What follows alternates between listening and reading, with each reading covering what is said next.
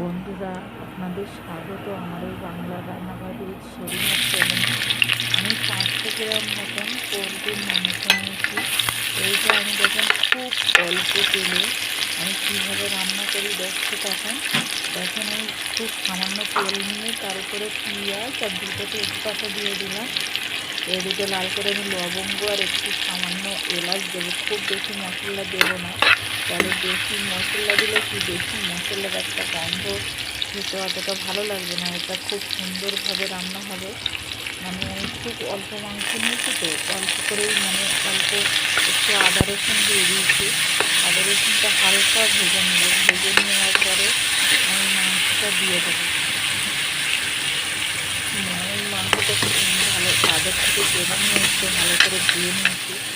এবারে আমি দিয়ে দেবো মাংসটা। আমি মাংসটায় লবণ মাখিয়ে রেখেছিলাম, এটা আপনাদের দেখাইনি।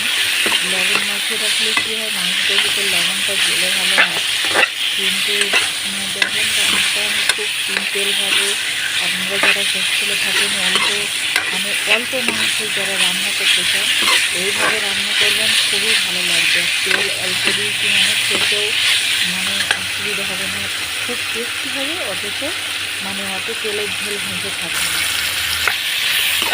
অনেকে রান্না করেছি এটা একদম কাঁচা লঙ্কা দিয়ে আমি একটু রান্না করবো। গুঁড়ো লঙ্কা খুব বাড়িতে, গোটা লঙ্কা অল্প দেবো, কিন্তু পরিমাণ কম দেবো, কিন্তু কাঁচা লঙ্কাও দেবো।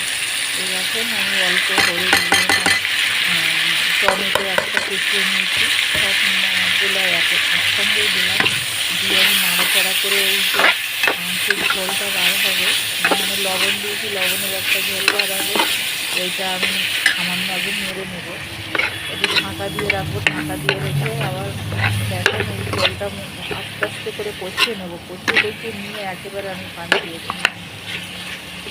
দেখেন তেল একদম খুব সামান্য তেল দিয়েছি, খুব বেশি তেল দিইনি আমি। বেশি তেল দিলে কি অতটা ভালো লাগে না। আপনাদের যদি আমার এই রান্নাটা ভালো লাগে, আমার চ্যানেলটাকে প্লিজ সাবস্ক্রাইব করবেন। আর বেল আইকনটিটা নোটিফিকেশনের জন্য বেল একটা ক্লিক দেবেন, লাইক করবেন।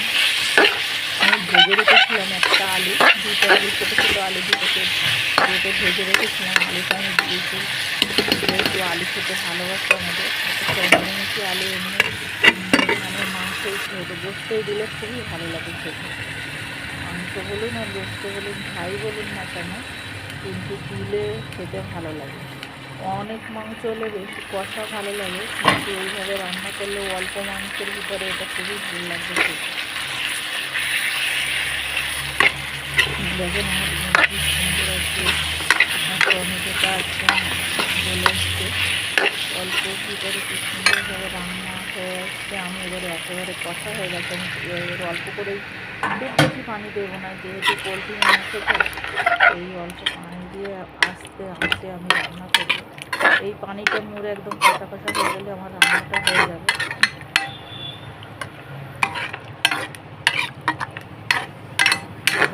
এতটা কড়া নিয়েছি, অল্প মাংস তো, যেন ওর ভিতরে আমি খুঁজেই পাচ্ছি না মাংস কোথায় গিয়েছে। কিন্তু যেন অল্প জিনিস খেতে কিন্তু একটা ভালো লাগে, যাই বলেন না কেন। অল্প জিনিসের স্বাদ একটা আলাদা। যেহেতু খাওয়ার সময় যখন 1 পিস নেবেন আর 2 পিস পাবেন না, তখন খাওয়ার এনার্জিটা বাড়বে। কিন্তু যখন 1 পিস খেতে ইচ্ছা হবে কি 2 পিস খেতে ইচ্ছা হবে, কিন্তু এখন বহুত আছে, তখন ভালো লাগবে না আর খেতে। দেখেন আমার ঝোলটা প্রায় মরে এসছে। আমি একটু ধনে পাতা দিয়ে দিয়েছি ওপর থেকে ছড়িয়ে। এবারে আমি নামিয়ে নেব। প্লিজ দেখেন কত সুন্দর ভালো হয়েছে। সাবস্ক্রাইব করবে।